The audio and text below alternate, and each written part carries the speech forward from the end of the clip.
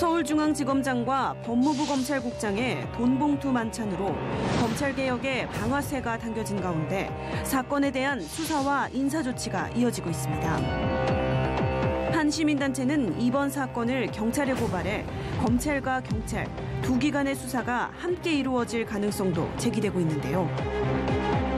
환골 탈퇴의 시험대가 될 이번 사건을 통해 시대가 요구하는 검찰은 어떤 모습이어야 할지 하나님의 법 세상의 법에서 알아봅니다.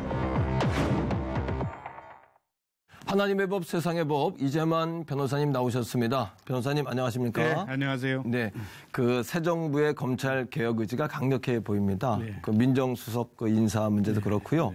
시기적으로도 어떻게 또 돈봉투 사건이 있어서 굉장히 좀 아이러니한 그런 문제들이 발생하고 있는데 어떻게 보십니까, 변호사님? 예, 그 지난주에 이제 보도된 이제 그렇죠. 돈봉투 만찬 사건에 대한 그 여진이 지금도 계속되고 있는데요. 이제 그 돈봉투 만찬 사건이라는 건 뭐냐면 그 특수본 국정농단의 수사팀인 이제 특수본 검사 이제 그 특수본 이제 수사팀장이 이제 이영렬 전 지검장이었죠.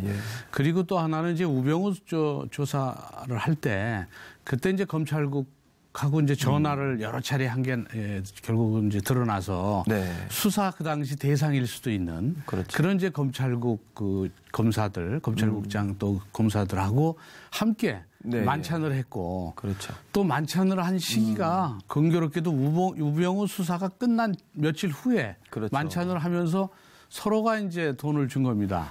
특수본에서는 이제 감찰국 검사한테 또 감찰국장은 또 이제 특수본 수사 검사들한테 돈을 건넸죠. 70만 원에서 한 100만 원 정도를 건넸다고 하는데 결국은 이것이 뭐냐 이 돈에 그래서 이제 검찰에서는 이것은 이제 그동안 특별활동비, 특수활동비를 경력금 차원에서 수사를 이제 다 끝냈으니까 경력금 차원에서 줬다.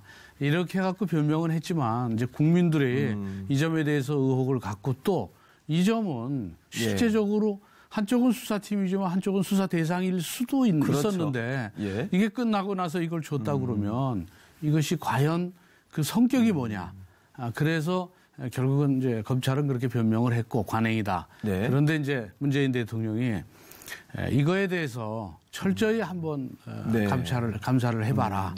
이렇게 얘기를 하니까 이제 검찰도 상당히 이제 긴장하고 있는 것이죠.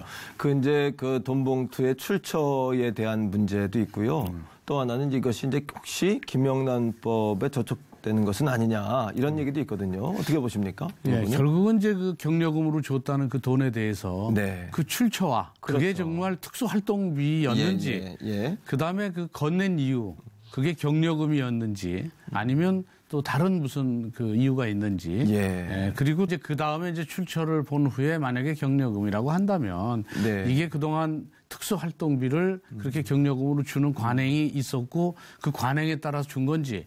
근데 여기서 지금 문제되는 게 이제 김영란법이 문제가 되고 있어요. 근데 김영란법이라는 것이 이제 제정이 되면서 대법원에서 한번 이런 판단을 했었어요. 공무원이 공무원한테 돈을 주더라도 그것이 공무원의 인사나 예산을 평가하는 이런 기관에 돈을 주면 자기 인사에 대해서 어떤 혜택을 받거나 자기 조직의 어떤 예산의 혜택을 받기 위해서 준 것으로 볼 수 있으니까 공무원이 공무원한테 줄 때 그 공무원이 인사나 예산을 평가하는 그런 공무원한테 줬다 그러면 김영란법에 저촉된다. 이렇게 한번 발표를 했어요. 근데 문제는 이 감찰국이 검사의 인사와 예산을 관리하는 부서예요. 그렇군요. 그렇게 된다면 이게 김영란법에 저촉될 여지가 없지 않아 있어 보이는 거죠. 그래서 이 점에 대해서도 이제 조사해봐라라는 것이 이제 문재인 대통령의 이제 지시사항이겠죠. 그렇군요. 변호사님 제가 단도직입적으로 한번 여쭤보겠는데요.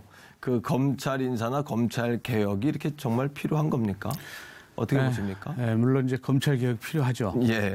이 검찰 개혁이 왜 필요하냐 그러면 사실은 옛말에 권력은 부패하기 마련이고 네. 절대적인 권력은 절대적으로 부패한다 이런 얘기가 있어요. 네. 그 권력은 통제를 해야 되죠. 근데 검찰기권이라는 것은 우선 강력한 수사권이 있고 그렇습니다. 그다음에 공소권도 있고 그렇죠. 그다음에 영장 청구권도 있고 이 권력을 모든 걸 다 갖고 있어요. 예.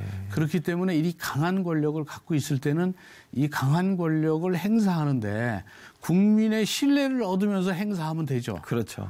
그런데 이 권력을 통제하지 못하고 이런 비리들이 물론 이제 일부 검사지만 예. 결국 검찰에 대한 신뢰를 떨어뜨리고 네, 이 신뢰를 떨어뜨리니까 이대로 두면 안 되겠다. 이 투명성을 위한 어떤 제도가 투명성. 필요하지 않겠느냐. 맞습니다. 그래서 결국은 검찰 개혁의 네, 어떤 예. 당위성이 결국 국민들에 의해서 점점 강화된 것이죠. 그 새 정부의 그 검찰 개혁의 방향은 지금 어떻게 보고 계십니까? 네, 결국은 이제 그 새 정부에서도 네. 결국 문재인 대통령이 계속 검찰 개혁을 하겠다는 게 공약 사항이고, 그렇죠. 그다음에 다른 대통령 후보들도 대부분 검찰 개혁에 대해서 공약 사항으로 내걸었어요. 문제가 있다는 거네요, 그러면. 그럼 검찰 개혁을 어떻게 하느냐면 이 강력한 권한을 가진 이걸 좀 어떻게 통제를 하기 위해서 네. 고위공직자 비리수사처 이른바 공수처를 만들겠다는 것이죠. 네, 예. 그래서 공수처를 만들 때 과연 다시 검사들을 대부분 공수처로 만들어 버리면 네. 그러면 이제 옥상 옥이 돼서 그렇죠. 그 또 다른 맞습니다. 권력기관이 되는 예, 것이죠. 예, 예. 그래서 공수처를 만든다고 하더라도 과연 거기에 어떻게 할 것인지 거기에는 검사가 아니라 법을 잘하는 아주 신망 있는 그런 예. 제야 변호사들이 또 많이 들어가고 뭐 그런 제도도 필요할 테고. 변호사님 그 검찰 개혁을 지금 말씀하셨는데요. 이제 중요한 것은 그 정의라는 개념일 것 같아요. 정의라는 개념은 바른 도리라는 개념일 텐데 성경에도 보면은 그 첫째는 이제 아담과 하와 하나님 앞에 불순종하고 불법하고 또 아모스 선지자를 통해서도 질서가 다 깨져버리고 무법한 이 시대에 정의를 물처럼 또 공의를 강물처럼 흐르게 하겠다. 이렇게 말씀하셨던 주의 말씀이 다시 생각나는 정말 새롭게 적용돼야 하는 그런 시대가 아닌가 하는 생각이 들거든요. 그런 질서가 어떻게 해야 다시 이 시대에 진행될 수 있을지 실천될 수 있을지 어떻게 생각하십니까? 선생님? 예, 지금 이제 그 말씀하신 것처럼 예. 정의를 강물처럼 참 그 좋은 말씀입니다. 맞습니다. 예. 그 상선약수라는 말이 있는데 물은 아래로 흘러가는 대로 자연의 이치에 따라서 하면 네, 예. 모든 질서가 잘 흘러가는데 예. 이 물을 거꾸로 올린다거나 하면 그 질서가 이제 무너지게 되는 것이죠. 예, 예. 그게 마찬가지로 정의라는 것도 맞습니다. 결국은 이 법은 정의를 기반으로 하지만 사실 가장 밑에 기반은 상식을 기반으로 해요. 상식이요. 모든 일반 국민들이 결국은 수긍할 수 있는 것. 네, 예. 그래서 정의 중에서도 제일 중요한 것이 절차적 정의입니다. 절차. 그러니까 독재자가 자기가 무슨 일을 해서 국민 모두를 위한 성과가 좋다고 그러면 다 좋은 거다. 그건 그렇지 않아요. 그렇지 않죠. 국민들이 성과는 안 좋더라도 국민들이 다 원하는 방법에 따라서 하는 게 민주적 정의고 절차적 정의고 그렇죠. 그렇게 하다 보면 단기적 성과는 없더라도 국민의 의사가 합쳐졌기 때문에 장기적으로는 예, 성과가 예. 훨씬 더 큽니다.